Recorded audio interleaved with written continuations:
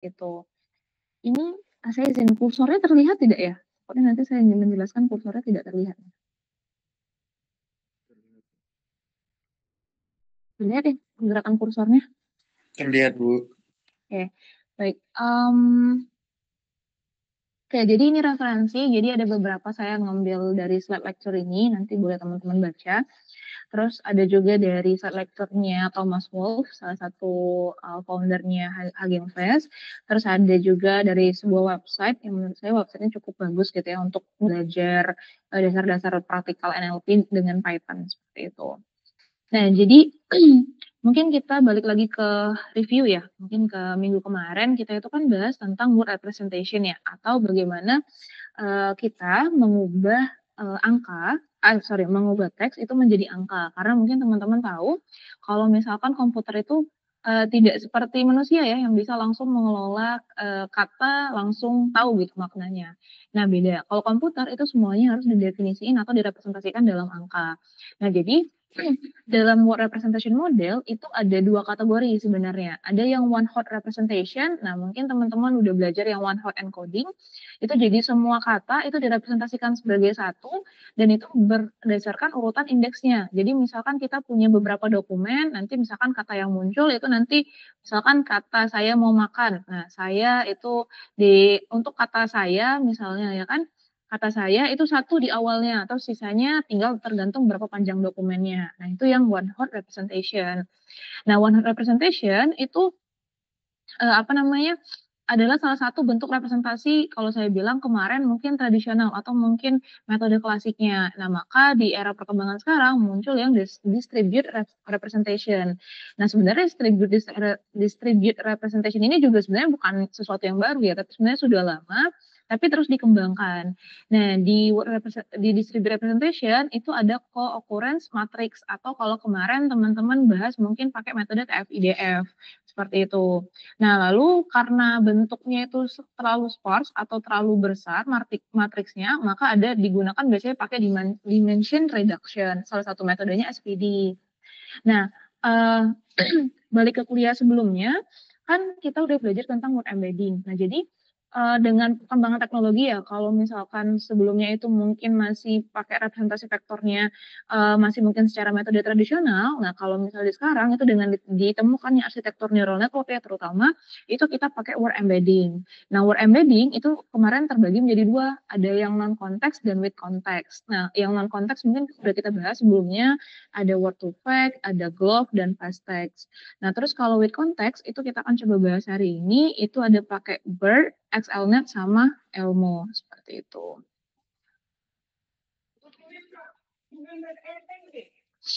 Oke, lanjut. Nah, jadi ini mungkin pembagiannya ya. Jadi pembagian teknik popular word embeddings. Jadi word embeddings itu terbagi atas dua ya. Kemarin ada konteks independen, ada konteks dependen. Nah, kalau konteks independen dia tidak memperhatikan ini ya, makna secara ini sebenarnya makna secara semantik ataupun pragmatiknya. Di mana konteks independen itu juga dibagi dua. Ada yang menggunakan metode machine learning. Mohon maaf, ada yang menggunakan metode non machine learning. Jadi ada yang menggunakan with machine learning. Nah, kalau yang pakai non machine learning itu yang kemarin mungkin teman-teman udah belajar, udah pernah dipelajarin sebelumnya ya, pakai back of word ataupun TF-IDF.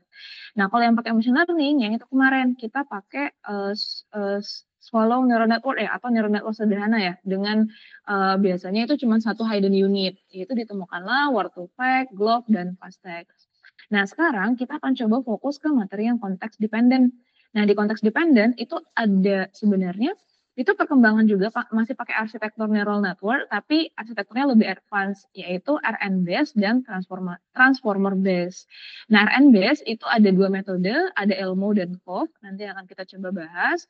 Lalu ada yang transformer based mungkin teman-teman udah pernah dengar, BERT, XLM, Roberta, dan Albert, seperti itu. Nah, ini mungkin pembagian dari teknik word embeddings gitu.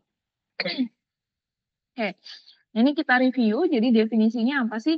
Jadi konteks dependent embeddings itu adalah representasi kata yang berubah sesuai dengan konteks kalimat atau teks kata tersebut digunakan. Contohnya mungkin ilustrasinya ini ya, misalkan kata there is a duck in the lake, duck itu menunjukkan kata bebek gitu ya, dia word embeddingsnya, karena word embeddings ini kan bentuknya vektor ya, Jadi mungkin kita bisa definisiin pakai arah anak panah kayak gini, jadi vektornya ke sini. Nah, tapi ketika kata kata duck itu muncul dalam kalimat, "The ceiling was so low, I had to duck my head." Jadi dia harus kayak seperti menundukkan kepalanya. Nah, maka walaupun secara kata atau secara penulisan dia sama, tapi dia punya makna yang berbeda. Makanya di sini arah vektornya itu beda.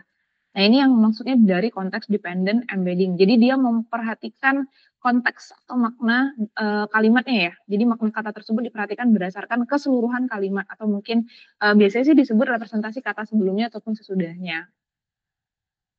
Oke.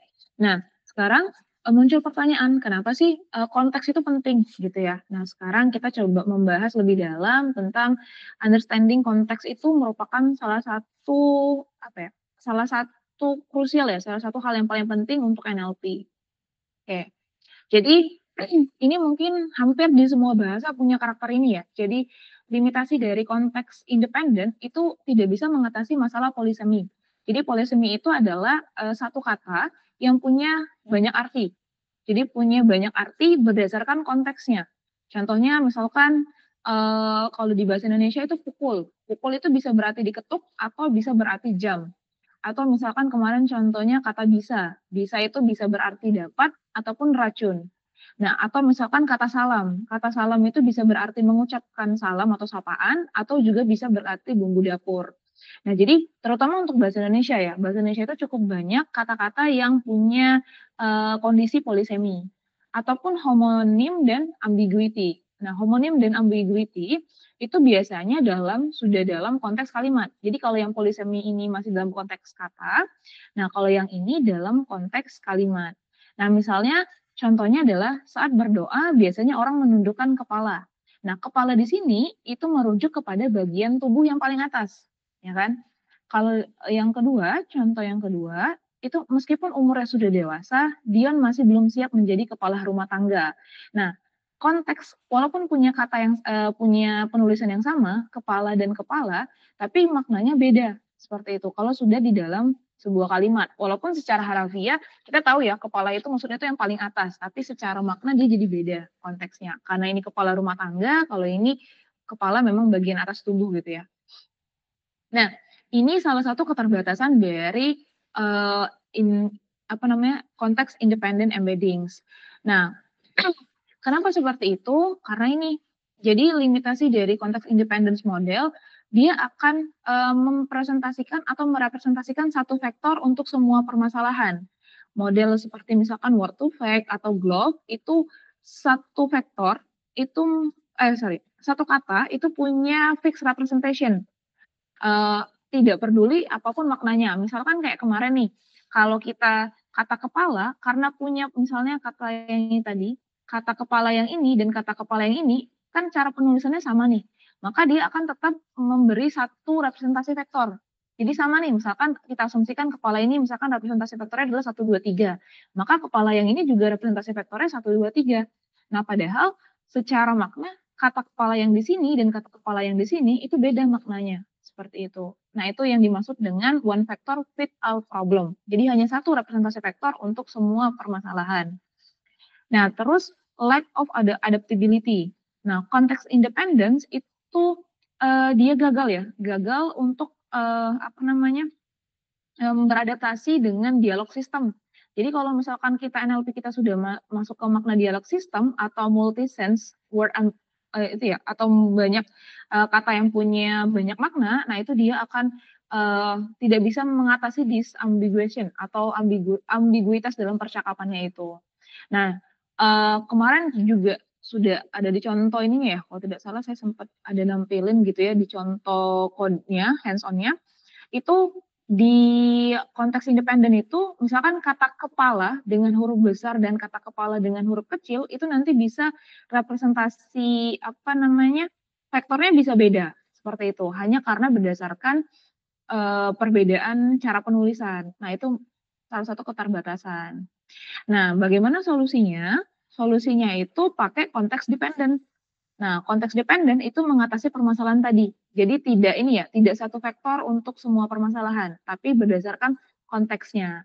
Makanya ditemukanlah model seperti Elmo, BERT, GPT, yang mana dia itu memproduksi suatu embeddings yang dinamik seperti itu ya. Embedding yang dynamics berdasarkan sentence atau berdasarkan kata-kata di sekitarnya, seperti itu. Oke, mohon maaf sebelumnya. Nah, yang karena proses dari embeddings-nya itu dilakukan secara dynamic, maka itu punya, apa ya, punya memiliki hasil yang lebih baik untuk real world NLP tasks gitu ya. Karena tadi bahasa itu cenderung punya polisemi dan dan ambiguitas, seperti itu. Nah, ini kenapa kita harus, kenapa sih, sekarang itu sudah bahasnya tuh konteks independen dan kenapa mungkin kalau kalian sekarang berinteraksi dengan komputer ataupun human machine interaction-nya itu lebih alami, seperti itu, karena ada konteks independen ini. Oke, nah sebelum masuk ke konteks independen, mungkin kalian pernah, bahas mungkin ya materi terkait language model ini. Jadi, kita akan coba bahas sedikit mengenai language model ya. Jadi yang dimaksud dengan language model itu seperti apa. Jadi ini slide-nya mungkin saya ngambil beberapa slide kuliah juga, ilustrasi lecture-nya. Jadi language model itu adalah sebuah taks yang memprediksi apa kata selanjutnya, gitu. Jadi ini language modeling. Nah, misalkan di sini ada the students open their, nah nanti dia akan memprediksi nih, kata selanjutnya setelah their-nya apa? Apakah books, apakah laptops, apakah exam, ataukah minds. Nah, mungkin teman-teman yang udah belajar kelas artificial intelligence pernah belajar konsep probabilitas ya, atau uncertainty gitu. Nah, itu kita belajarnya itu berdasarkan sequence of word. Jadi ini ada X1, X2, X3, di sini adalah kata-katanya, yang mana nanti kita akan menghitung probabilitas distribusinya. Probabilitas distribusi dari kata selanjutnya, seperti itu. Jadi kita punya ini semua kata X1, X2, dan seterusnya, lalu nanti kita akan menghitung probabilitas dari kata selanjutnya berdasarkan apa? Kata-kata yang sudah diketahui sebelumnya. Nah, ini yang dimaksud dengan language model. Jadi dia menghitungnya pakai prinsip probabilitas ya sebenarnya seperti itu. Nah, lalu apa namanya probabilitas mohon maaf. Jadi language model itu teman-teman juga bisa mengasosiasikan atau mendefinisikan sebagai sistem yang mana dia itu mencari probabilitas dari suatu teks. Tuh. Nah, ini caranya seperti ini. Mungkin teman-teman, saya tidak akan detail matematikanya, tapi intinya dia itu kita punya suatu teks kita punya suatu dokumen ataupun teks gitu ya, di mana kata-katanya itu X1 sampai XT, lalu nanti mereka akan menghitung probabilitas suatu kata atau kata yang akan diprediksi berdasarkan apa? Berdasarkan kata-kata yang sudah diketahui sebelumnya. Nah, secara persamaan matematis seperti ini. Oke. Nah, language model ini sering dipakai di mana? Nah, mungkin kalau teman-teman yang ngaktifin fitur di HP-nya auto completion atau mungkin yang kalau ngetik terus langsung apa namanya? Dilengkapin gitu ya, kata suggest-nya apa atau misalkan baru nulis A terus misalkan langsung dilengkapi. Nah, itu contoh dari language model ya. Karena dia akan membuat serangkaian probabilitas. Nah, jadi ini nih, misalkan meet I will meet you at ada cafe, ada airport, ada office. Nah, ini mungkin kata-kata yang teman-teman sering ketik gitu ya, atau sering pakai. Misalnya kalau ngetik di keyboard, nanti kalau yang pakai suggestion itu nanti dia akan muncul syaratnya apa. Nah, itu bisa kata-kata yang sering kita pakai. Atau misalkan di mesin pencarian, what is nah ini saran-sarannya. Nah, ini biasanya berdasarkan riwayat yang sudah teman-teman cari juga, kayak gitu. Jadi, prinsip dari language model itu sebenarnya adalah probability. Nah, kita lanjut. Nah, mungkin salah satu language model yang udah teman-teman pernah dengar itu adalah Ngram language model. Jadi Ngram ini ya, Ngram. Jadi kita punya suatu dokumen atau suatu kalimat, the students open their. Nah, dia ini belajar berdasarkan kata selanjutnya itu diprediksi berdasarkan Ngram language model seperti itu. Jadi ini kalau disebutnya pre-deep learning gitu ya, sebelum deep learning. Di mana Ngram itu adalah canggih semacam potongan ya, potongan dari satu kata gitu ya, potongan dari satu kata yang berterkaitan. Misalkan ada unigram, kalau unigram itu cuma satu kata gitu ya, kalau bigram terus ada 2 kata, trigram dan seterusnya. Nah, idenya dari Ngram ini adalah kita mengkoleksi ya atau mengumpulkan statik tentang bagaimana suatu atau apa frekuensi dari different n-gram dan yang digunakan untuk memprediksi kata selanjutnya. Nah, ini mungkin teman-teman sudah belajar, saya sedikit flashback saja. Nah, tapi, generate text with n-gram, jadi mungkin saya loncatin ya materinya terkait, n-gram ini bagaimana cara generate-nya, karena asumsi saya teman-teman sudah dapat materi n-gram ini, n-gram language model ini. Nah, cuman di generate generate text with n-gram language model itu punya, keterbatasan gitu ya, punya keterbatasan atau punya kekurangan. Misalkan ternyata teks kita itu banyak gitu ya, teks kita itu panjang gitu ya, teks kita itu panjang seperti ini. Nah, itu dia jadi inkoheren karena kita harus ini ya, apa ya, mempertimbangkan lebih dari 3 kata dalam satu waktu. Kalau kita pengen language model kita itu bagus, misalkan teman-teman pakai Trigram misalnya. Nah, kan kita tidak bisa mempertimbangkan 3 kata, mungkin bisa lebih banyak kalau misalkan teksnya itu panjang.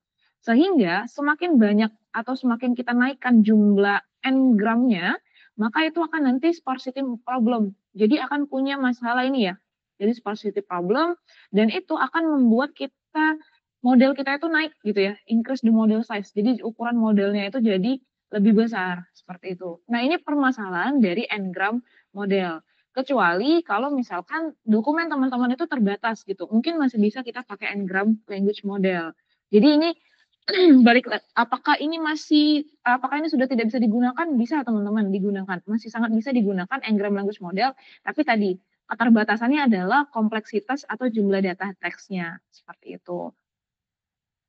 Maka ditemukanlah namanya istilah baru atau mungkin level selanjutnya ya, level selanjutnya dari language modeling yaitu neural language model. Jadi di sini sudah ada kata neural gitu ya, sudah ada kata neural language model. Sebenarnya dia itu hampir sama, caranya itu hampir sama, dia masih pakai probabilitas, tapi bedanya itu adalah oke, saya memaafkan lagi untuk oke, bedanya itu adalah sequence of word. Jadi inputnya itu adalah bentuknya sudah sequence, teman-teman. Jadi dia sudah bentuknya sequence of word. Jadi bukan kata per kata lagi, tapi sudah sequence of word, yang mana outputnya itu juga sama. Dia akan memprediksikan atau membuat probabilitas dari kata selanjutnya.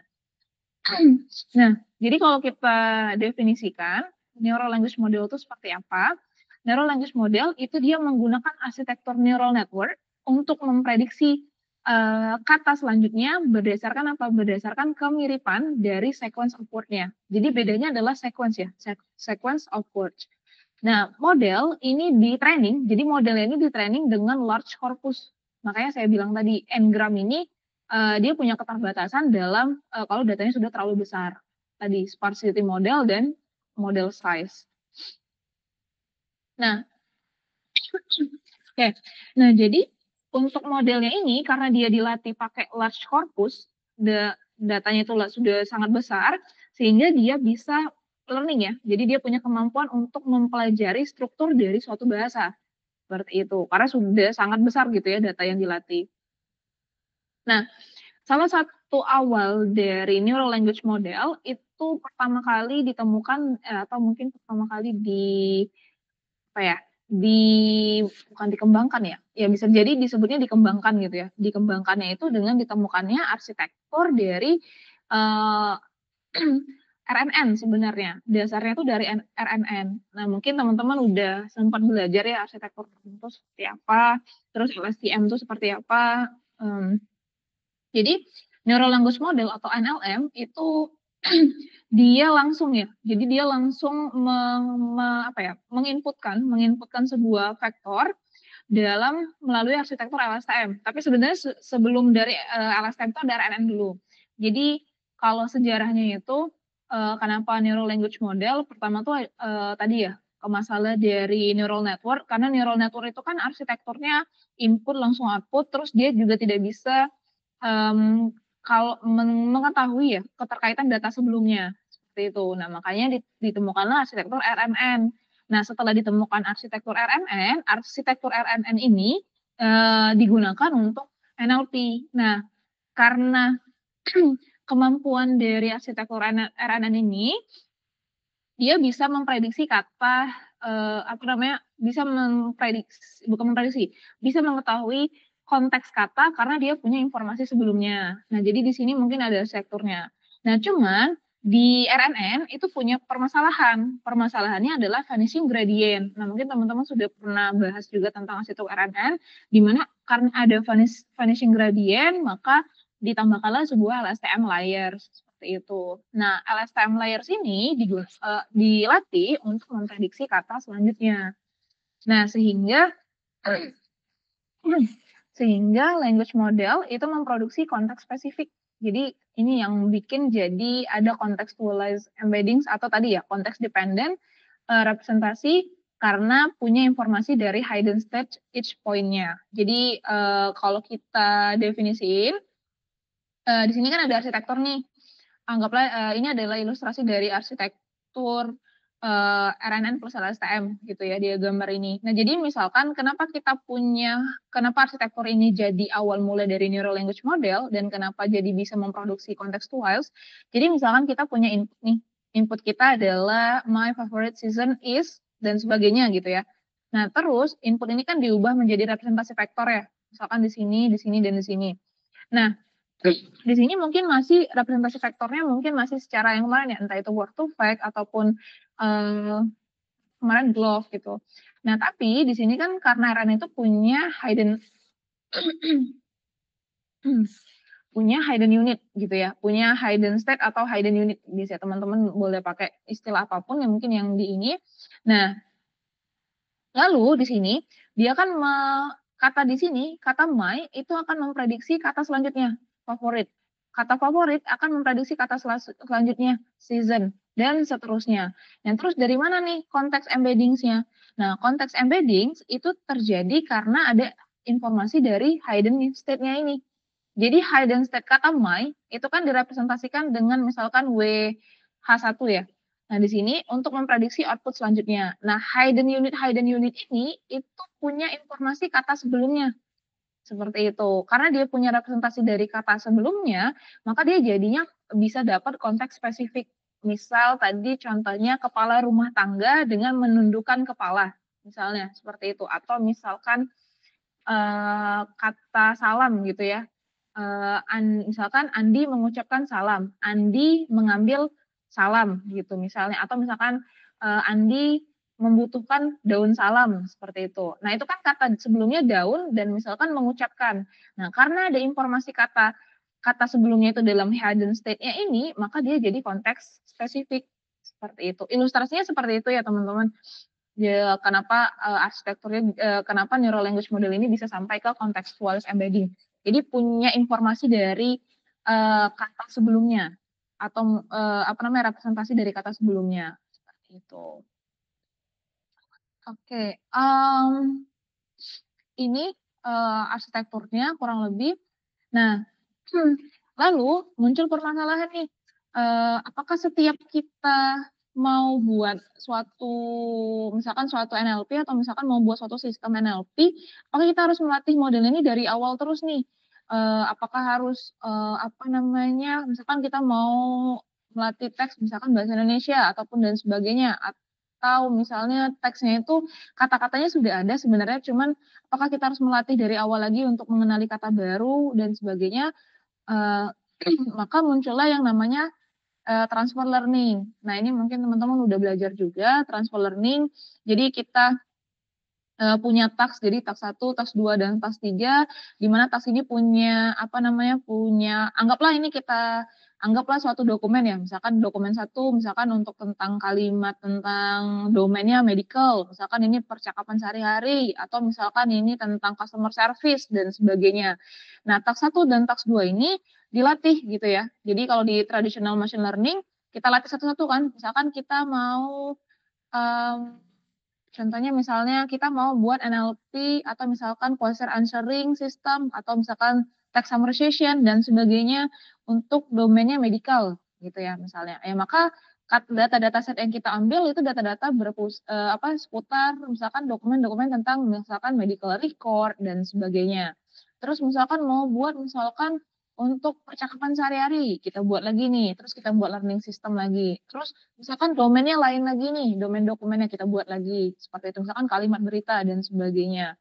Nah, ini, eee, bisa digunakan untuk traditional machine learning. Nah, cuman mungkin teman-teman tahu apakah setiap kita mau buat suatu task, kita harus melatihnya dari awal lagi? Apakah harus mengumpulkan lagi datanya dari awal gitu ya dan sebagainya. Nah, maka, ditemukanlah yang namanya transfer learning. Nah, transfer learning itu dari sekumpulan task yang mungkin sudah dilakukan, jadi sudah, kumpulan, task-task yang sudah dilakukan, itu dikumpulkan sehingga menjadi knowledge. Jadi yang ini kan punya domain task-nya sendiri, domainnya sendiri, kalimat mungkin punya dokumen data dokumennya sendiri, maka dikumpulkan menjadi sebuah knowledge. Nah, lalu knowledge ini kita, pengetahuan yang sudah ini kita transfer nih, kita transfer ke learning system kita, sehingga nanti misalkan kita punya suatu task baru atau misalnya mau buat sistem NLP untuk domain baru, dia tidak mesti harus belajar dari dasar lagi, seperti itu. Cukup, menggunakan atau apa ya, memanfaatkan pengetahuan yang sudah ada, lalu ditambahkan dengan pengetahuan yang baru atau mungkin dikembangkan, seperti itu. Nah, harapannya itu kita bisa dapat model yang lebih ini ya, high performance gitu ya. Jadi kan kendala dari mungkin ini, kendala dari ini ya, kalau teman-teman pakai metode seperti deep learning dan sebagainya atau neural network itu kan kendalanya di data, gitu. Jadi kalau misalkan data teman-teman itu tidak terlalu banyak, itu biasanya kurang baik dia belajarnya. Nah, bisa diatasi pakai transfer learning ini, seperti itu. Jadi modelnya itu sudah belajar dulu pakai data yang besar, lalu nanti kita pakai data baru, kita transfer pengetahuannya untuk, kita sesuaikan dengan task kita itu seperti apa. Oke, lanjut. Nah, ini metode transfer learning. Nah, lalu di NLP transfer learning itu seperti apa? Nah, ini. Jadi, kita belajar dari dataset yang sangat besar, lalu kita, transfer gitu ya, transfer ke task yang lain atau dataset yang lain. Nah, ini saya ambil dari slide-nya Hugging Face. Jadi ini sudah, jadi ini ya, mungkin terbatasan kita adalah tools gitu ya, tools ataupun hardware untuk mengkoleksi data yang cukup besar, maka sudah ada, mungkin saintis ataupun library-library yang melakukan proses ini. Jadi di sini kita punya kumpulan data yang sangat besar, jadi ini sangat besar, lalu ini sangat apa namanya, kita training sehingga didapatkanlah model misalkan word to fact, glove, dan sebagainya, di mana kalau berbeda dengan word to fact ya, kalau word to fact dengan glove ini kan masih statik ya, dia masih merepresentasikan data itu secara statik. Nah, beda dengan yang sisanya, ini dia sudah secara kontekstual. Nah, nanti model-model ini kan dilatih dengan data yang sangat besar, maka dia akan jadi semacam, kalau saya bilangnya semacam benchmark gitu ya. Jadi kita tidak perlu melatih model itu dari awal, misalkan kayak word to fact kemarin pakai 2 hidden unit gitu ya, kita tinggal panggil aja kan sebenarnya, tinggal panggil aja sudah ada library word to fact-nya yang sudah dilatih dengan mungkin arsitekturnya pakai kemarin, 1 hidden unit dan sebagainya atau mungkin block, nanti kita tinggal masukkan teks baru, input baru. Nah, di mana model yang sudah dilatih ini dengan mungkin para peneliti ataupun dan sebagainya itu untuk general purpose model, seperti itu. Nah, karena modelnya itu dilatih untuk general purpose, maka ada tahapan selanjutnya itu adaptation. Jadi kita mengadaptasi nih. Jadi kayak kemarin ya misalkan kalau dicontoh, dokumentasi word to fact-nya kita ganti misalnya kalau dicontohnya pakai bahasa Indonesia, kita ganti pakai bahasa Inggris, mohon maaf, misalkan dicontohnya pakai bahasa Inggris, kita coba ganti pakai bahasa Indonesia. Nah, itu yang disebut dengan adaptation. Jadi kita akan mengadaptasi nih, model yang sudah dilatih secara umum ini, kita adaptasi, nah tinggal nanti disesuaikan. Adaptasinya mau misalkan untuk text classification, ataukah untuk word labeling, question answering, dan sebagainya.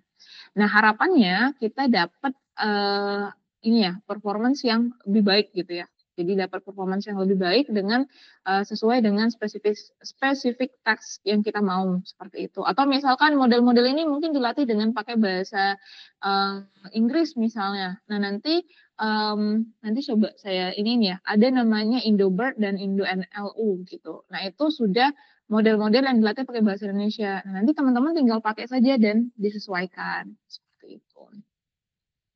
Kalau misalkan boleh nggak saya latih model sendiri? Boleh ya, misalnya teman-teman saya mau buat arsitektur bird, terus saya latih sendiri pakai data saya, boleh. Tapi ya itu teman-teman, karena biasanya kalau di kuliah itu kan keterbatasannya itu adalah, komputasi ya, komputasi dan mungkin alat dan sebagai data gitu. Nah jadi, kalau untuk ini teman-teman boleh pakai yang sudah ada disediakan, nanti tinggal, disesuaikan dengan kebutuhannya, seperti itu. Oke, ini kita lanjut. Nah, sekarang mungkin kita masuk ke ininya ya, ke RN-based Context Dependent Modelnya. Oke, sebelum saya lanjut mungkin sampai sini ada yang mau ditanyakan atau ada yang mau didiskusikan? Ada yang mau ditanyakan dulu? Atau ada yang mau didiskusikan? Oke, baik. Mungkin saya izin sebentar ya, sekitar 1 menit mau izin minum.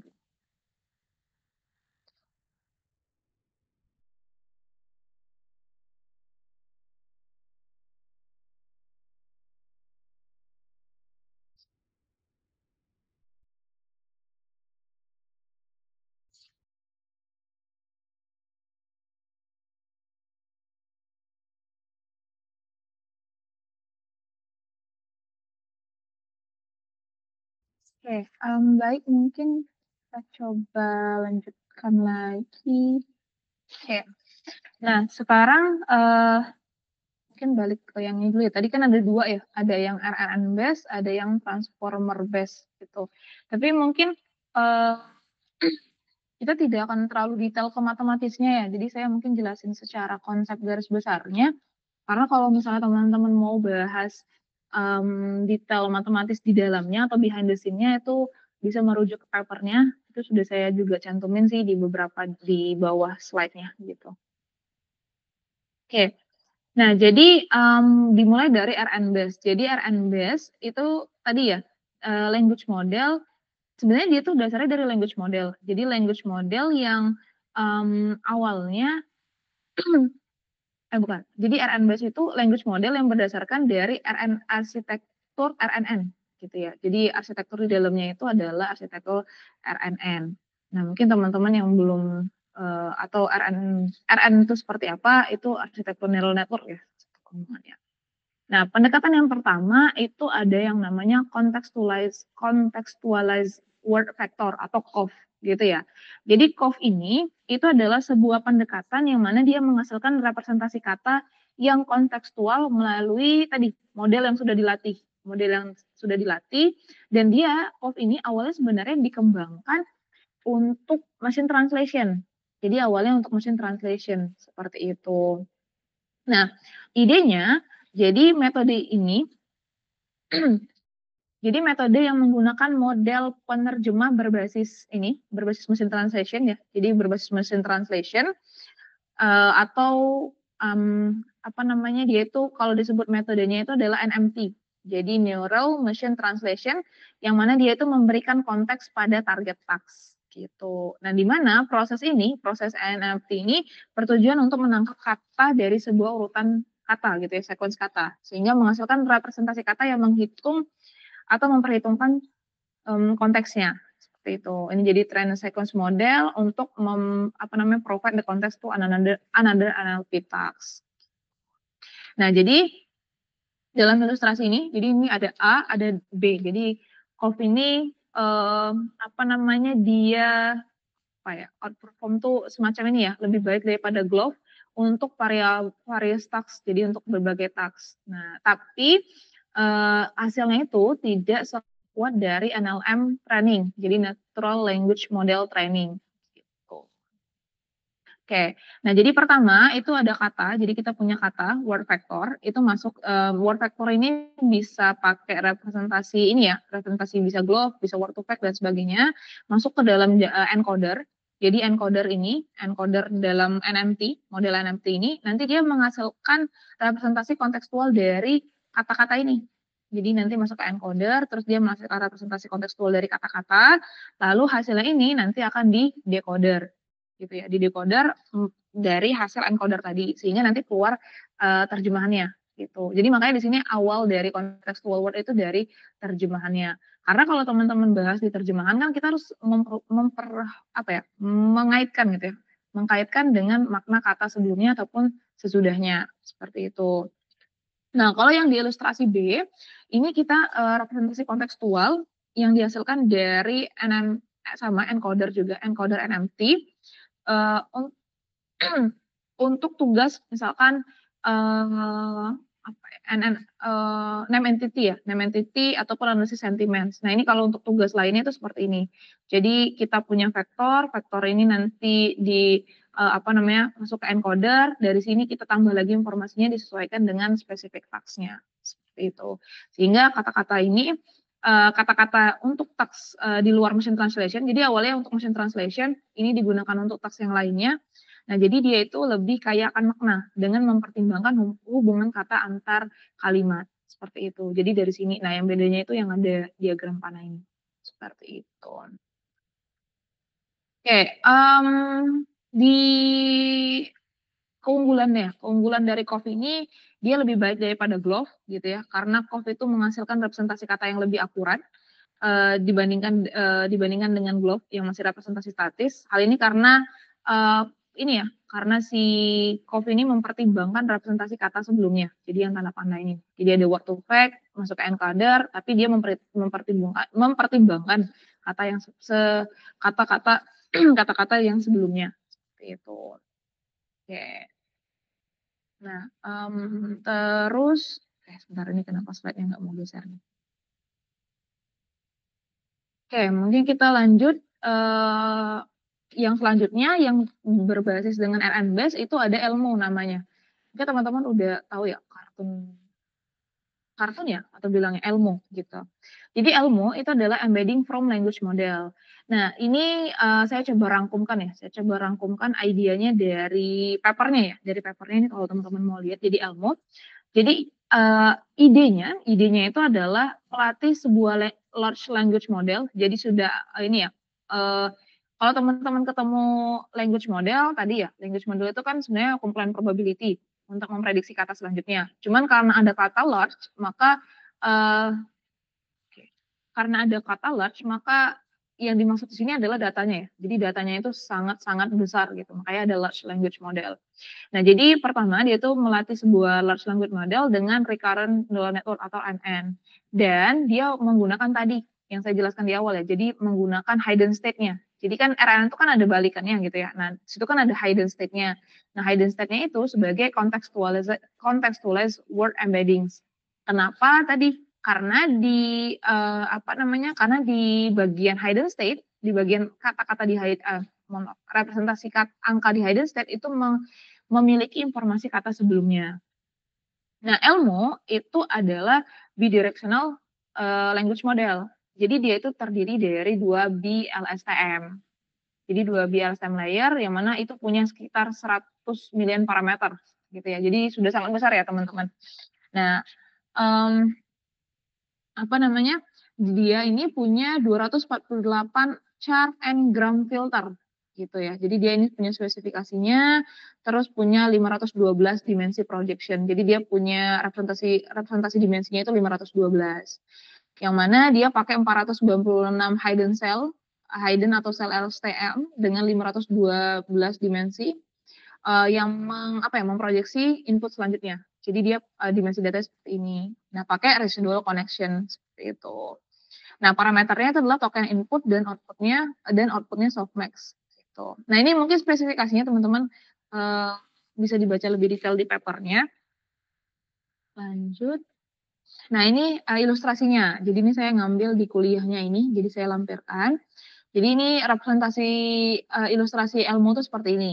Jadi, misalkan kata stick dan kata stick di dalam less stick to, nah ini ya, karena dia ini, jadi tadi dia itu pakai 2 lapisan BLSTM, tadi yang di sini ya, dia pakai 2 lapis BLSTM. Nah, cara kerjanya, dia itu dilatih untuk memprediksi kata-kata secara sekuensial, tadi ya, karena pakai RNN pasti sekuensial, dari, 2 arah, jadi dari arah kiri ke kanan dan dari kanan ke kiri. Jadi ada forward language model dan backward language model. Jadi dia tuh 2 kata, dari sini, seperti itu. Nah, jadi setiap kata atau setiap kata dalam kalimat itu direpresentasikan sebagai word vector. Jadi ini, kita misalkan kata less itu diubah menjadi sebuah embeddings gitu ya. Ini stick waktu, dan sebagainya. Jadi ini masih embeddings yang ini ya, masih direpresentasikan dalam sebuah embeddings. Nah, lalu, semua kata ini nanti akan, dilewatkan gitu ya, dilewatkan ke 2 jaringan LSTM. Jadi ini LSTM yang pertama, ini jaringan LSTM, yang kedua. Jadi makanya tadi, bi-LSTM gitu ya. Di sini, nah dia itu ada 2, jadi ada dari kiri ke kanan, dari kanan ke kiri, sama arsitekturnya. Nah, selanjutnya dia jadinya kayak gini, jadi bacanya itu awalnya less stick to, lalu dibalik. Jadi misalkan to stick less gitu. Alasannya kenapa? Supaya dapat representasi kontekstualnya, seperti itu. Jadi dia tidak hanya membaca dari hubungan kata dari memprediksi kata selanjutnya, gimana ya? Oh, tidak hanya memprediksi kata selanjutnya yang akan datang, tapi memprediksi kata yang sebelumnya, seperti itu. Nah, output dari ini, dari cara kerjanya ke sini dan ke sini itu digabungkan. Nah, digabungannya seperti ini. Misalnya di sini ya, di concatenate nih, dari hasil dari hidden layer ini. Jadi yang ungu dan yang merah ini digabungkan, yang ungu dan yang merah ini digabungkan, sehingga nanti dapat sama-sama yang ini, yang hijau ini. Oke. Nah, jadi semua vektor itu digabungkan berdasarkan taksnya digabungkan sehingga nanti jadi satu representasi. Nah, satu representasi ini dari atau jumlahnya ini jumlah representasi vektor ini dijadikan sebagai contextual representation seperti itu. Jadi apa bedanya dengan yang di sini? Nah, ini masih embeddings yang mungkin masih yang tradisional ya, sebenarnya teman-teman masih ada kaitannya gitu ya, masih yang tradisional misalkan pakai biasanya paling sering pakai glove gitu ya. Jadi pakai ini glove dulu, terus nanti dia belajar nih kan, dia belajar dari sini, belajar dari sini, belajar dari belakang, belajar dari depan juga gitu ya. Jadi dibalik kita dari kiri ke kanan, dari kanan ke kiri. Nah, lalu output dari kedua ini, output dari kedua hidden ini nanti kan digabungkan, terus nanti dia belajar digabungkan, nah nanti akan jadi satu representasi penuh. Satu representasi penuh ini atau satu konteks penuh ini dari kiri ke kanan itu nanti jadi representasi vektor kontekstualnya, seperti itu, kontekstual embeddings-nya. Nah, ini jadi word embeddings. Kenapa? Makanya ada ELMO, embeddings from language model. Jadi nilai embeddings yang didapat atau yang dihasilkan dari proses language modeling. Makanya dia dapatnya dari jadi konteks. Oke, itu mungkin 2 metodenya. Saya jelaskan ilustrasinya tidak secara ini ya, tidak secara detail matematisnya, tapi cara kerjanya seperti itu. Nah, beda dengan yang COV tadi ya, agak sedikit berbeda dengan COV. Kalau COV dia masih word to vector, masuk ke encoder, nanti dari encoder dia di decoder terus translation. Nah, dapat contextual word-nya dari mana? Dia dari encoder ini dia ngambil di kata sebelumnya. Jadi ngambil representasi vektor dari kata sebelumnya. Nah, kalau ini dia sama-sama belajar, jadi dibalik dari less to stick, dibalik jadi to stick less. Oh, sehingga dia dapat representasi vektor yang penuh. Oke. Oke, itu yang pakai arsitektur RNN. Nah, lalu, karena sebenarnya RNN plus LSTM ya, jadi sebenarnya RNN plus LSTM itu tadi arsitekturnya. Nah, cuman tadi RNN LSTM ini kan pasti punya kekurangan dan kelebihan. Maka mulai di tahun saya lupa 2018 ya kalau tidak salah, yang paper transformer ini, maka ditemukanlah arsitektur transformer based context dependent model. Nah, ini kita akan bahas ke topik selanjutnya gitu ya. Oke. Nah, ini saya juga dapat slide-nya dari slide Hugging Face, jadi mungkin teman-teman boleh di ini perkembangannya gitu ya. Jadi ini going big on model size, jadi sudah 1 billion parameter model yang sudah dilatih atau data ya, jumlah data yang sudah dilatih. Jadi awalnya mungkin dari Elmo nih ya, jadi sebelum tahun 2018. Jadi sebenarnya awalnya itu dari Gov dan Word2Vec gitu ya. Itu tuh sudah apa namanya? Sudah cukup bagus gitu. Tapi seiring dengan perkembangan data gitu ya. Jadi kemarin kan ada waktu di awal pertemuan ada korelasinya dengan ditemukan internet dan sebagainya, dan data itu jadi kalau istilahnya kalau kita belajar AI itu data is new oil gitu ya. Data is new oil gitu ya. Data itu adalah sumber daya baru. Maka dari yang Elmo terus di ChatGPT juga launching gitu ya di tahun 2018. Mungkin belum launching secara publik ya, tapi modelnya itu mulai ditemukan. Kalau mulai ada model BERT, gitu ya, arsitektur BERT. Lalu ada si AI2 nih melakukan transformasi ya. Jadi kalau tadi kita bahas Elmo berbasis RNN, dia pakai Elmo tapi arsitekturnya transformer gitu. Terus OpenAI, ChatGPT-2 gitu ya.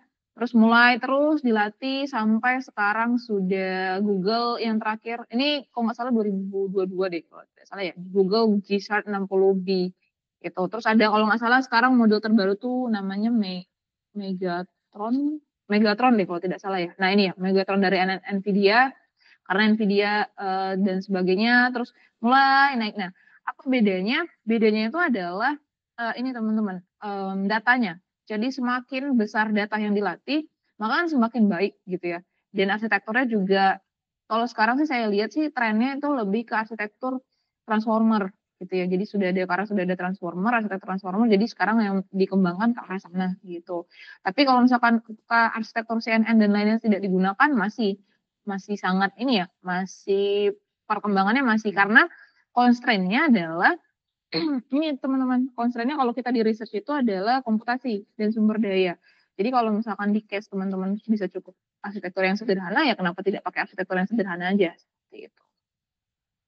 Nah ini perkembangannya jadi terus ya. Jadi sekarang semua orang berlomba-lomba menciptakan istilahnya itu apa ya? Human robot interaction atau human machine interaction yang benar-benar secara alami.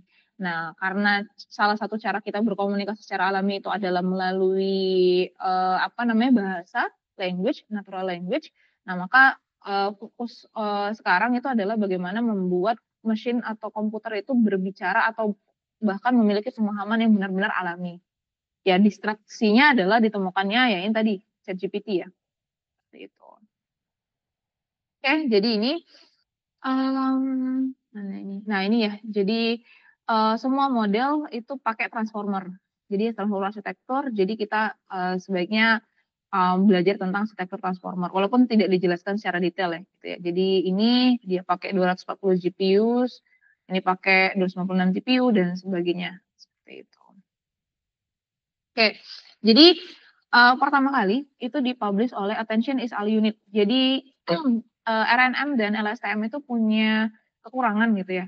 Mungkin sebenarnya saya tidak bisa bilang disebutnya kekurangan gitu ya, tapi intinya di-improve atau dikembangkan lagi, keluarlah paper Attention is All You Need gitu ya. Nah, jadi dari paper Attention All You Need ini itu mendistraksi apa ya, cara belajar atau cara mempresentasikan sequence model atau sequence data gitu ya, sequence to sequence data. Nah lalu keluar lagi paper BERT gitu ya, BERT Pretending Bidirectional Transformer for Language Model. Jadi dia pakai bidirectional transformer. Jadi ini transformernya terus dimodifikasi jadi pakai BERT. Nah ini menurut saya ini salah satu apa ya, animasi yang menarik gitu ya. Jadi kalau teman-teman ingin belajar tentang BERT, terutama untuk menerapkan BERT, jadi dasar dari BERT ini itu awalnya itu dari RNN, terus RNN ini punya masalah vanishing gradient terus diselesaikan dengan LSTM. Ternyata LSTM ini mungkin apa namanya kita butuh informasi dari hidden unit, kita pakai encoder decoder. Lalu ternyata satu jaringan LSTM itu tidak cukup pakai via LSTM gitu ya kan. Terus ditemukanlah sebuah layer yang menggunakan attention, cara kerjanya pakai attention. Lalu attention ini lalu di attention ini keluarlah arsitektur transformer. Jadi transformer itu adalah LSTM atau BLSTM plus attention jadilah transformer. Nah, terus lalu transformer diubah lagi nih. Transformer ini dijadikan bidirectional transformer, keluarlah arsitektur BERT. Seperti itu. Jadi era perkembangannya seperti itu. Nah, kalau teman-teman mau belajar, boleh kalau misalkan mau dasar ya dari RNN dan sebagainya, atau langsung di-cut dari transformer belajarnya. Karena di dalam transformer itu intinya adalah pengembangan dari arsitektur RNN dan LSTM. Nah, ini mungkin skemanya kenapa sekarang pakainya transformer. Oke, ini saya ambil key point-nya aja ya dari BERT. Jadi BERT itu kepanjangan dari Bidirectional Encoder Representation from Transformer. Seperti itu.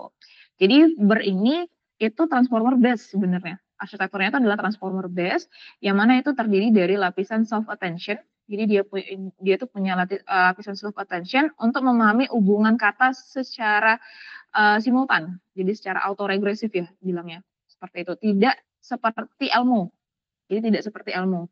Nah, jadi idenya itu menggabungkan antara Elmo, ULM-Fit, dan Transformer. Jadi karena dia sudah bidirectional ya, jadi idenya itu seperti itu. Yang mana dia itu dilatih dengan model yang sangat besar gitu ya, large model dengan 335 million parameter dari unlabeled corpus gitu. Nah, ini salah satu keunggulan dari large language model ya. Dia itu unlabeled corpus yang menggunakan transformer encoder lalu di fine tuning gitu, fine tuning untuk another task gitu. Nah, dia ini pakai prinsip deparallelizable dari transformer. Tadi tidak seperti RNN yang mana kita harus memproduksi secara sekuensial. Nah, model ini tidak seperti itu. Jadi dia bisa scale up gitu ya, scale up dengan parameter yang lebih besar. Nah, ini makanya model ini agak sedikit berbeda dengan standar language model. Nah, bedanya adalah BERT itu tidak, kalau language model kan memprediksi kata selanjutnya gitu ya kan, pakai probabilitas. Nah, bedanya kalau BERT itu tidak memprediksi kata selanjutnya gitu ya, kayak traditional language model. Sebenarnya beda juga dengan Ngram ya, Ngram juga traditional language model. Nah, tapi dia memasking. Jadi mixed language modeling, jadi MLM. Jadi dia jadi kayak menutup gitu ya. Menutup lalu lalu melakukan training gitu ya. Jadi dia tuh selama proses training, dia memasking. Jadi memasking kata-kata tertentu. Nanti akan coba saya tampilkan ya ilustrasinya ya. Jadi beda. Kalau yang traditional language model kan memprediksi kata tertentu. Nah, kalau di BERT dia memasking, menutup suatu kata tertentu selama proses training. Yang tujuannya sebenarnya untuk ini, untuk menebak kata yang dimasking itu apa, seperti itu. Nah, in MLM, random words, jadi kata itu secara random dimasking. Jadi ada sebuah di kalimat nih, misalkan kata-kata kita adalah bird doesn't predict the next. Nah, misalkan random nih, kita tutup kata word gitu ya. Misalnya kita tutup kata doesn't misalnya. Nah, maka di sini random words itu dimasking dan model itu di training untuk memprediksi kata yang sedang ditutup atau dimasking berdasarkan apa? Berdasarkan kata-kata selanjutnya, kata-kata di sekitarnya seperti itu. Nah, itu cara kerja dari BERT seperti itu. Nah, BERT itu juga bisa ini ya, untuk memprediksi kata next sentence prediction. Jadi sudah sentence ya, next sentence prediction. Di mana nanti dia akan apa namanya inputnya itu adalah pasangan dari sebuah sentence yang dilatih oleh model seperti itu. Nah, lalu dari BERT ini kita lakukan fine tuning. Nah, fine tuning di BERT itu kita tambahin specific layer di atas pre-train modelnya sesuai dengan apa namanya kebutuhan task kita gitu. Label dataset for target task. Nah, BERT ini ya itu tadi ya, karena sekarang sudah arsitekturnya kalau teman-teman pakai ChatGPT dan sebagainya, nah itu dia sudah perkembangannya sudah teknologi sudah sampai seperti itu, maka BERT ini sudah jadi state the art gitu ya, state the art dari NLP task gitu. Termasuk dari sentence classification, name entity, question answer rings dan task-task lainnya. Seperti itu. Sudah state the art-nya BERT gitu ya arsitekturnya. Oke. Selanjutnya, nah ini mungkin ilustrasinya ya teman-teman. Jadi ini Max Language Model, jadi BERT, Roberta, dan Albert. Nanti kita coba bandingkan dengan model yang sekarang tuh GPT gitu ya. Cina GPT-2, GPT-2 dan sebagainya. Gitu. Nah ini yang saya sebut sebagai masking language tadi, MLM. Jadi dia itu caranya pertama kita sebuah kata nih ya, kata. Kita masih ubah, jadi setiap kata ini kita lakukan tokenizer gitu ya. Tokenizer, BERT sudah menyediakan tokenizernya sendiri, jadi tokenizer BERT setiap kata lalu diubah, diberikan representasi embedding awal. Jadi ini embedding awal ya teman-teman. Embedding awal ini gabungan antara posisi dan token embeddings. Jadi embeddings awalnya itu gabungan antara posisi dan token embeddings. Nah, lalu token embeddings ini dimasukkan ke dalam lapisan transformer. Oke, jadi ini masuk ke lapisan transformer. Nah, lalu dengan ini masuk ke sini, ini kan ini representasinya, terus ini representasi tokennya masuk ke jaringan transformer model. Lalu di transformer model itu ke jaringan encoder, jadi ke jaringan encoder yang ini. Lalu ada self attention mechanism. Jadi self attention mechanism ya ini teman-teman yang digunakan untuk menghitung hubungan antar kalimat, mohon maaf, iya, menghubungkan token antar kalimat secara global, seperti itu. Baik dari konteks kiri maupun konteks kanan. Nah ini dari sini ya, ini ada yang bagian kuning-kuning ini adalah attention-nya. Nah lalu output-nya output-nya itu adalah embedding kata berdasarkan konteks pada setiap level token, gitu. Jadi ini output-nya. Output-nya di sini adalah final hidden state-nya, maka dia itu digunakan untuk embedding kata berdasarkan konteks yang diberikan pada level setiap token. Gitu. Nah ini, jadi di sini, jadi misalkan di sini ada my dogs, terus di sini yang kata di kita max tuh yang ini gitu ya, terus a good. Nah dia akan belajar, terus ya belajar tadi dirubah dulu ke representasi angka, lalu masuk ke attention mechanism. Harapannya dia bisa memprediksi, oh ternyata kata yang yang di masking itu adalah is. Gitu. Nah ini yang BERT. Cara kerja BERT, Roberta, Albert, dan sebagainya ya. Intinya adalah model yang pakai Max Language Model. Jadi kata-kata di masking terus memprediksi. Nah, karena dia di masking, jadi itu dia jadi bisa dapat kontekstualnya, kontekstual embeddings-nya. Jadi kata-kata is itu sudah secara kontekstual maknanya apa? Karena apa? Karena dia sudah memprediksi, karena sudah ada input dari kata sebelumnya dan kata selanjutnya. Jadi representasi vektor angkanya itu berbeda. Nah, lalu selanjutnya ada GPT ya. Nah, ini yang GPT.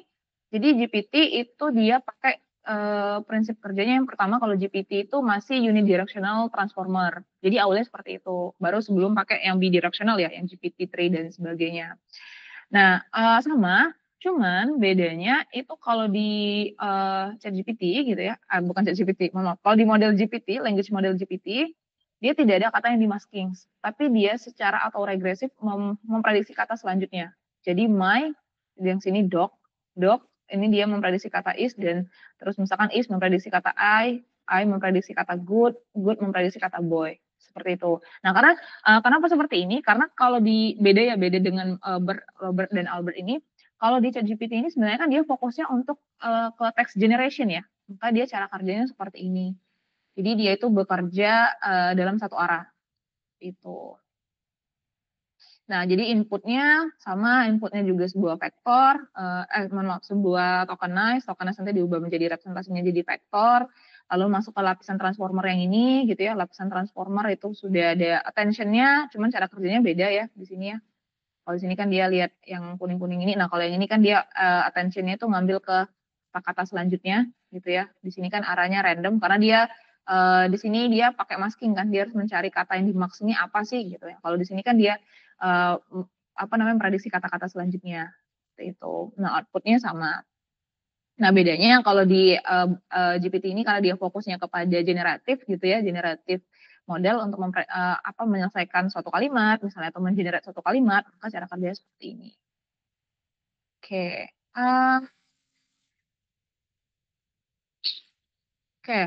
Sebentar. Tapi kalau yang model sekarang itu saya, ini keterbatasan saya belum terlalu mempelajari model ChatGPT yang terbaru gitu ya, yang 4.0 dan sebagainya, masih dalam proses belajar. Mungkin cara kerjanya mungkin akan agak sedikit berbeda dibandingkan dengan GPT dan GPT-2 gitu ya. Tapi intinya seperti ini. Jadi, kontekstual embeddings itu didapat dari proses language model. Nanti dari proses language model itu nanti kan misalkan memprediksi kata is, maka representasi vektor dari kata is itu sudah berdasarkan konteksnya seperti itu. Oke, nah ini perkembangan dari language model timeline. Jadi mungkin saya juga ngambil di slide ini ya, slide kuliah ini sampai tahun 2023. Jadi perkembangannya seperti ini ya teman-teman. Jadi sudah sampai ChatGPT-4, terus sudah ada banyak model-model yang lainnya sebenarnya ya. Tapi ya saya mungkin belum terlalu dalam mempelajari yang terbaru-terbaru gitu ya. Jadi awalnya 2019 ChatGPT 3 dan seterusnya. Lalu ini ada beberapa bisa dibilang beberapa perusahaan-perusahaan yang atau beberapa yang mulai mengembangkan masing-masing modelnya gitu ya. Dari di sini ada Lambda gitu ya. Kalau Lambda ini dia sudah pakai dialog manajemen atau manajemen dialog gitu ya.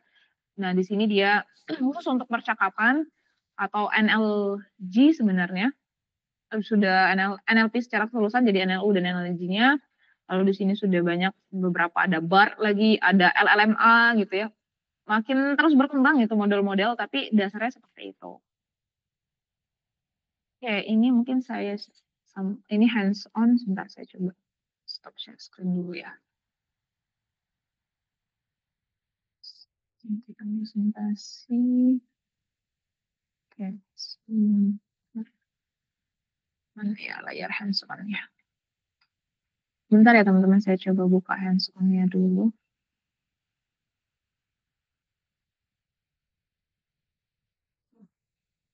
Saya coba record karena ini terus dari hands on.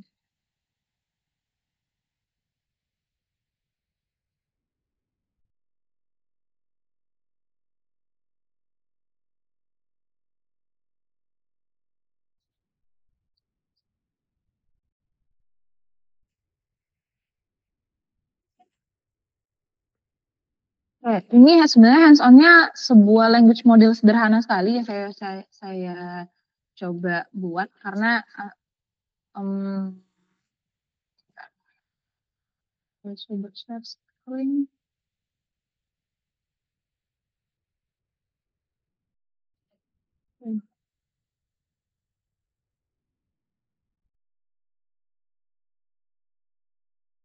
But also themselves. Ini share screen. Kenapa dia tidak mau share screen? Oke. Ini apakah terlihat nih collab-nya? Aduh, kok dia black? Ini apakah terlihat nih di collab-nya? Sudah terlihat, Bu. Oke, baik ini mungkin saya pakai yang sederhana sekali ya teman-teman. Jadi saya tidak mungkin nanti saya coba. Ada beberapa tools yang bisa digunakan nanti mungkin di next kuliah gitu ya. Saya coba beberapa tools ininya karena kita masih teori bahas teorinya dulu, teori secara ininya language model dan lain sebagainya. Oke, ada yang mau ditanyakan? Jadi ada yang raise hand kalau tidak salah. Oke. Oke, kalau ada yang tanyakan boleh langsung ditanyakan ya. Coba. Bentar. Oke, nah ini. Semoga terlihat ini apa namanya collab-nya. Jadi ini ada saya coba bangun language model sederhana sekali gitu ya. Jadi kita pakai libraries yang sudah disediakan saja ya untuk arsitektur ini ya. Mungkin teman-teman sudah familiar dengan library TensorFlow gitu, TensorFlow. Nah di sini kita coba pakai LSTM sederhana gitu. Nah di sini kayak saya punya data text-nya simple sekali. Jadi misalkan data text kita cuma satu dokumen, ya satu dokumen seperti ini. Lalu sama kita lakukan tokenizer, kita pakai library yang sudah disediakan saja dari TensorFlow-nya untuk khusus tokenizer. Lalu kita lihat panjang tokenize-nya berapa. Nah, sekarang kita buat sequence dan labelnya. Jadi kita pisah-pisahkan datanya. Semoga ini ada ya. Oh ya. Nah, di sini kita create input dan sequence labelnya. Jadi kita pisahkan datanya dan sebagainya. Nanti kita lihat berapa token listnya dan berapa input sequence-nya. Lalu kita lakukan padding. Kenapa? Supaya kita punya panjang yang sama gitu ya. Biar punya panjang yang sama. Karena dari token listnya itu, lalu kita buat predik ya. Kita memprediksi buat prediktor dan label. Lalu kita buat jadi one hot encoding. Jadi ini teman-teman, jadi masih sama. Kita ubah vektornya itu dalam bentuk boleh one hot encoding, boleh dan sebagainya. Tapi di sini saya pakai one hot encoding. Lalu ini modelnya jadi sekuensial. Terus saya pakai LSTM satu layer aja. Nah terus saya compile. Ini mungkin parameternya teman-teman parameter sederhana. Ini parameter yang digunakan. Saya pakai end default-nya. Lalu ini untuk menampilkan historis training modelnya gitu ya, historis training modelnya seperti ini.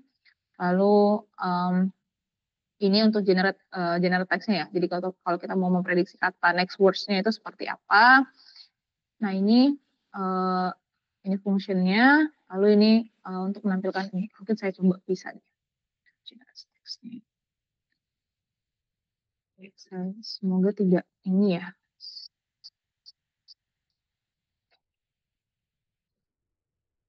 Oke.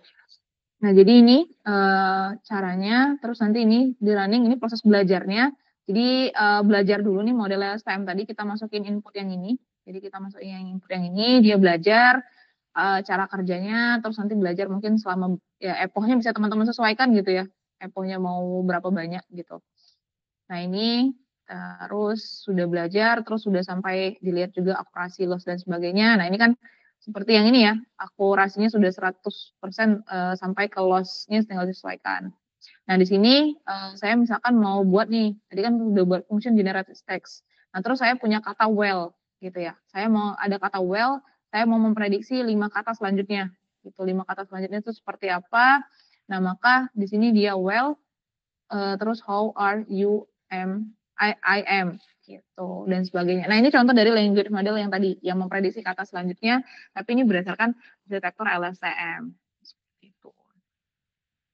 Nah, ini cara kerjanya seperti itu. Atau misalkan mau pakai, oh boleh nggak pakai arsitektur LSTM? Boleh, seperti itu. Atau misalkan kita ambil teksnya, bahasa Indonesia, nah itu juga boleh dicoba. Coba kita cari. Ini ya, kita coba cari dokumennya kalau misalkan bahasa Indonesia. Ya, saya ambil berita random aja. Oke, misalnya ini.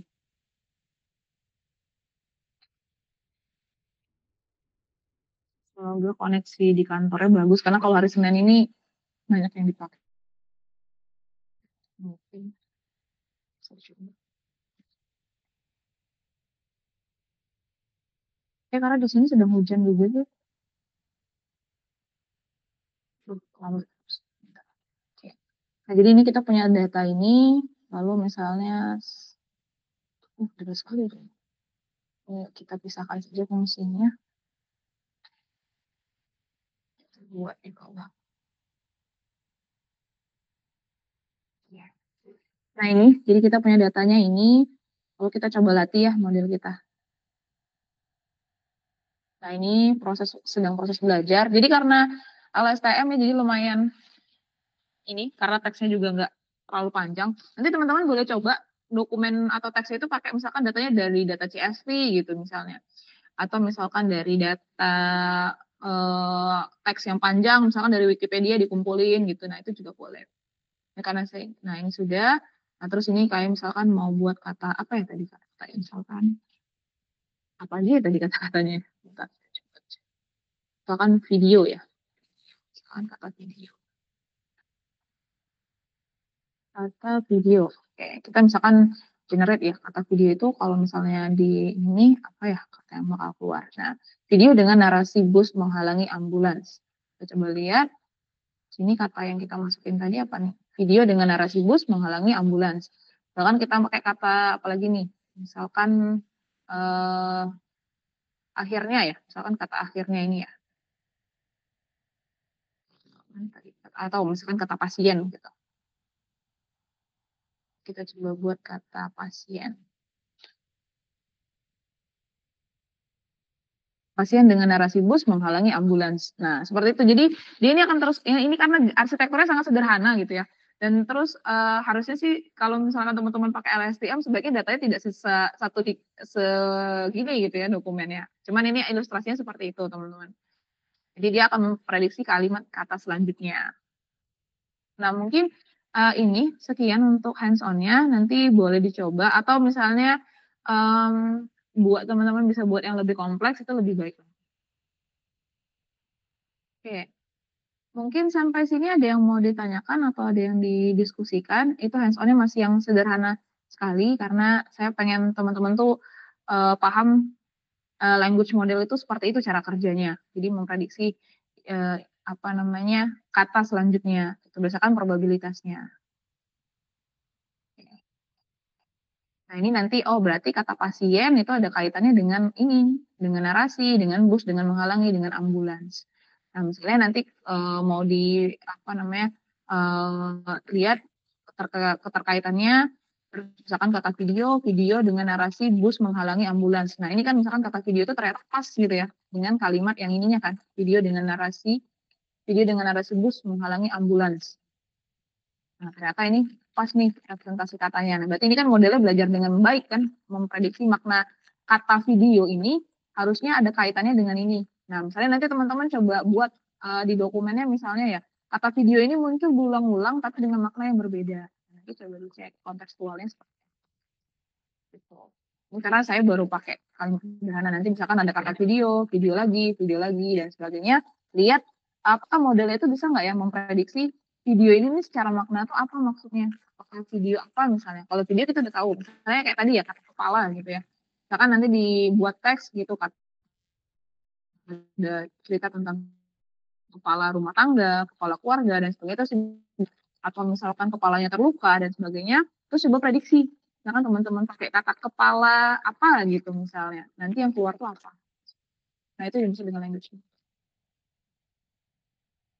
Oke, baik sampai sini ada yang mau ditanyakan atau ada yang mau didiskusikan teman-teman dari materi yang ini? Izin bertanya, Bu. Mhm. Kalau untuk yang ilmu tadi kan dijelaskan bahwa ini menggunakan bidireksional LSTM. Untuk state of the art dari ilmu sendiri ini apakah hanya dia fokus di LSTM aja atau bisa menggunakan model RMM sederhana atau mungkin GRU ya untuk ilmu? Gitu sih, Bu. Untuk yang mana ilmu ya? Iya, Bu, untuk yang ilmu. Oh oke. Sebenarnya sekarang itu study art-nya kan ya tadi, kalau tidak salah. Iya, Bu, state of the art. Oke. Untuk study art-nya itu sebenarnya apakah bisa pakai JRU ya? Iya, Bu. Kalau misalkan JRU mungkin karena keterbatasan juga ya, saya tahu hanya baru tahu tapi tidak secara langsung mengoprek arsitekturnya JRU-nya. Cuman kalau sekarang karena fokusnya itu sudah ke bidirectional LSTM dan itu jadi hasil yang study art yang baik gitu ya, yang jadi study art dari model-model yang sekarang, jadi arah penelitiannya ke sana. Nah, tapi mungkin constraint-nya adalah tadi karena teman-teman mungkin di kuliah punya keterbatasan sebagainya ya, data dan sebagainya, sebenarnya tidak perlu sampai apakah harus pakai sampai ke arsitektur yang expert gitu. Nah, itu bisa dibatasin saja misalkan bisa jadi pakai JRU pun cukup untuk di kasusnya teman-teman gitu ya, di domain kasusnya teman-teman gitu. Jadi step DR-nya itu, tapi balik lagi kalau kita yang mengembangkan sistem kan kita harus menyesuaikan dengan ini ya, kebutuhan dan sebagainya dan komputasi, constraint-constraint yang lainnya. Seperti itu sih. Tapi kalau misalkan bisa pakai JRU atau enggak, saya belum bisa memberikan jawaban bisa atau enggak ya, karena saya juga belum pernah ngoprek yang pakai JRU-nya secara langsung gitu. Terima kasih. Ya mungkin yang lain ada yang mau ditanyakan atau ada yang mau didiskusikan?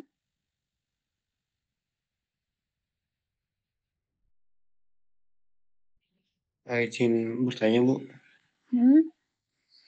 Untuk penerapan dari setiap modelnya itu kan tadi udah dijelaskan juga terkait arsitekturnya ya, Bu. Nah, mungkin untuk yang kayak ChatGPT anggaplah, mungkin mereka punya arsitektur yang lumayan ribet juga mungkin dengan layer hidden layer yang banyak juga karena kan pakai deep learning. Sebenarnya gimana caranya biar dia cepat merespon gitu ketika kita ngasih problem ataupun kita bertanya ke dia, dia dengan cepat gitu. Padahal dia punya arsitektur yang cukup ribet gitu. Sedangkan tadi kan kita lihat pas dicoba juga ketika dilatih dengan model sederhana pun butuh beberapa waktu juga untuk menyelesaikan setiap efforts-nya. Kira-kira gimana, Bu? Masih. Oke, baik.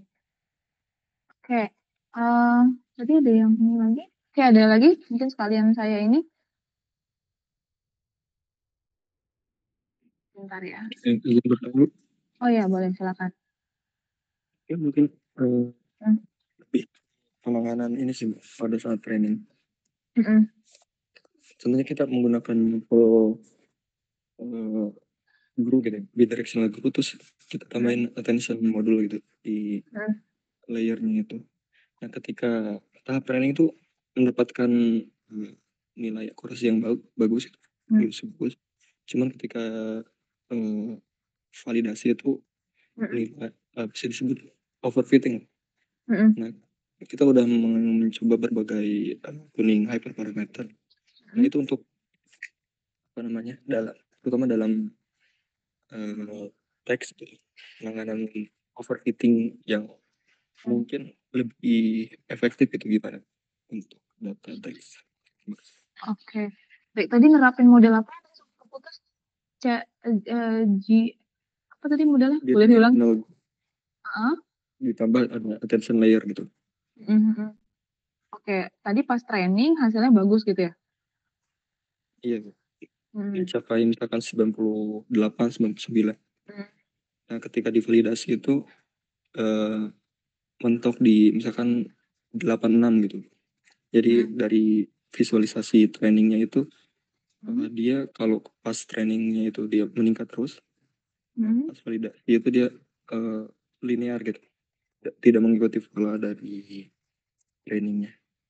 Oke, baik. Oke. Ini yang tadi siapa yang nanya ya tadi? Itu dilatihnya model datanya seperti apa ya? Datanya data apa gitu yang dipakai? Untuk datanya sih lebih ke sentimen sih butuh datanya, tapi jumlah datanya cukup besar, itu 50.000 data. Oke. Jadi lebih ke klasifikasi itu masuknya jenis dari teks tersebut itu dalam 2 kelas gitu, sentimen. Oke, baik. Bahasanya bahasa Indonesia yang dipakai kan? Bahasa Inggris. Oke, bahasa Inggris. Oke, saya coba jawab yang pertanyaan ini dulu ya. Kalau yang tadi, kalau saya siapa tadi ya yang nanya yang pertanyaan yang pertama tadi ya terkait terkait proses komputasi tadi ya. Jadi sebenarnya kalau misalkan tadi kalau saya jelaskan mungkin dari segi arsitektur terlihat sangat rumit gitu ya, sangat rumit prosesnya. Terus tadi waktu kita coba misalkan di collab-nya mau memprediksi satu kata saja, tadi dia makan ada waktu beberapa. Nah, jadi kalau untuk kecepatan dia merespons dan sebagainya, kalau saya tidak salah tangkap ya masuk pertanyaannya, itu banyak faktor ya. Jadi banyak faktor yang banyak faktor yang melatar belakangi gitu ya, melatar belakangi. Jadi ada proses misalkan komputasi gitu ya. Jadi ada proses komputasi. Mungkin saya tidak tahu terlalu dalam paham tentang bagaimana kecanggihan komputasi sekarang gitu ya. Terus ada juga optimasi arsitektur. Jadi beda LSTM. Kenapa transformer itu banyak dipakai? Karena di arsitektur transformer itu ada optimisasi ya. Jadi optimisasi dari arsitektur LSTM dan RNN. Nah, itu juga salah satu membuat responsnya lebih cepat kalau misalkan tadi kita cuma pakai LSTM yang sederhana. Tapi itu keterbatasan saya juga, jadi saya belum terlalu dalam memperdalami arsitektur yang itu. Nah, terus dalam ChatGPT, terutama ChatGPT, itu input itu biasanya dalam mengolah itu dibagi dalam batch gitu juga, itu juga salah satu ini ya. Terus optimisasi perangkat keras dan sebagainya, terus efisiensi model. Nah, mungkin beda dengan kita mungkin kita dan server gitu ya, terutama tentang server ada hardware misalkan pakai GPU, CPU. Nah, saya tidak terlalu dalam bagaimana cara ChatGPT, mungkin cara kerja websitenya dan sebagainya, tapi mungkin itu beberapa yang saya ketahui gitu ya. Nanti mungkin kalau saya coba ini lagi, saya coba tambahkan di next pertemuan. Itu mungkin untuk pertanyaan yang pertama tadi. Pertanyaan yang kedua, tadi misalkan buat suatu sentimen analisis, terus ternyata hasilnya waktu di training itu hasilnya bagus gitu ya. Terus ternyata modelnya itu overfit gitu ya, waktu masuk data baru ternyata tidak ini. Nah, mungkin bisa karena saya juga saya pribadi belum pernah buat sentimen yang pakai arsitekturnya based on hanya GRU ya tadi ya? Ada arsitekturnya GRU gitu. Jadi biasanya itu constraint-nya adalah data gitu. Pertama, kalau tips dari saya biasanya kalau misalkan model saya itu ternyata overfit gitu, biasanya saya ada 2. saya coba tuning parameter gitu ya, tuning parameternya pakai, mungkin awalnya pakai parameter default pasti kita kan. Nah, terus kalau misalkan sudah tuning pakai parameter default ternyata masih juga jelek gitu ya, bisa dilihat juga dari nilai loss-nya gitu kalau misalkan tiba-tiba loss-nya ada sedikit aja misalkan naik gitu ya, waktu training misalkan, oh ya saya dapat akurasinya misalkan, tinggi tapi pas lihat loss-nya ternyata tiba-tiba loss-nya fluktuatif gitu misalnya. Nah, itu coba dicek lagi gitu, terus coba di-tuning. Nah, cara selanjutnya adalah nambahin datanya.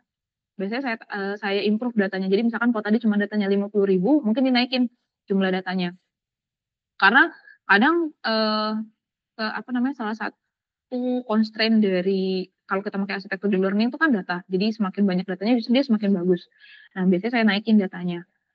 Atau bisa juga dicek, proses ininya, proses menentukan label ininya, positif dan negatifnya, seperti itu.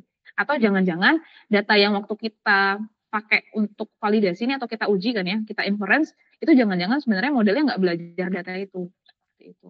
Biasanya saya seperti itu, kalau misalkan tidak ini. Nah, ya itu sih kalau tips dari saya ya, karena saya kalau yang JRU sendiri saya belum pernah pakai yang benar-benar untuk buat sentimen gitu.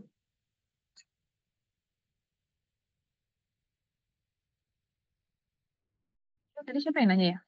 Saya lupa nih namanya tadi nanya. Husni ya? Saya terima kasih Bu. Kalau dari saya mungkin kayak gitu ya Husni, mungkin nanti saya coba ini deh. Boleh deh Husni, kalau misalkan mau di-share aja collab-nya, coba tak oper juga.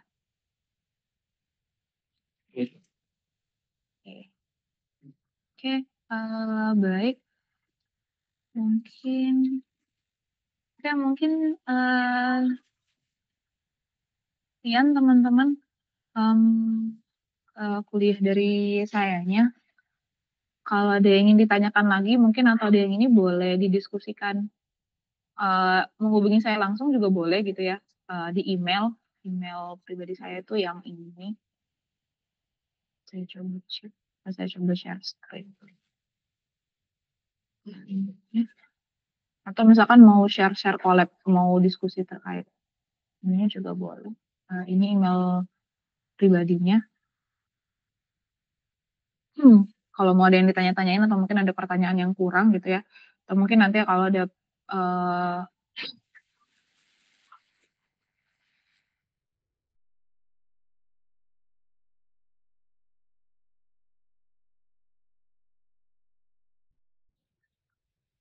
ini mungkin email pribadinya kalau misalkan ada yang mau ditanyakan atau ada yang mau didiskusikan, nanti kalau misalkan ada pertanyaan yang tadi yang jawabannya mungkin kurang meyakinkan nanti, kurang puas gitu jawabannya boleh ditanyakan. Oke, baik mungkin, saya cukupkan untuk kuliah hari ini. Sebelumnya terima kasih teman-teman yang udah hadir. Mungkin saya coba kembalikan ke Pak Ardika atau Ardika mungkin. Ya, Ibu. Baik, terima kasih Ibu Ayu atas materinya, cukup ini komprehensif dan sangat detail ya. Akhirnya kita mengetahui juga bagaimana arsitektur natural language processing itu di deep learning seperti apa. Itu mulai dari tadi word embedding, konteks vektor, kemudian kita juga tahu gimana perkembangan dari transformer itu sendiri dan bagaimana large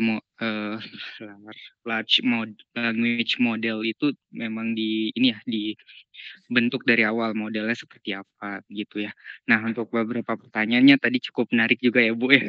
Iya. Untuk ya memang ini ya Bu, mereka nih udah semester 7 jadi rata-rata memang ada beberapa ya topiknya menggunakan NLP. Nah, nah jadi emang ada sangkut pautnya juga dengan mata kuliah deep learning Bu. Jadi emang di semester 7 ini ada mata kuliah deep learningnya sehingga emang inilah beririsan. Ya, ya Bu. Baik Bu, terima kasih juga semua yang sudah hadir. Cukup sekian kuliah kita, saya tutup. Wassalamualaikum warahmatullahi wabarakatuh. Selamat pagi semuanya. Terima kasih ya Ibu, terima kasih semuanya. Terima kasih teman-teman. Saya izin dulu duluan. Ya Ibu.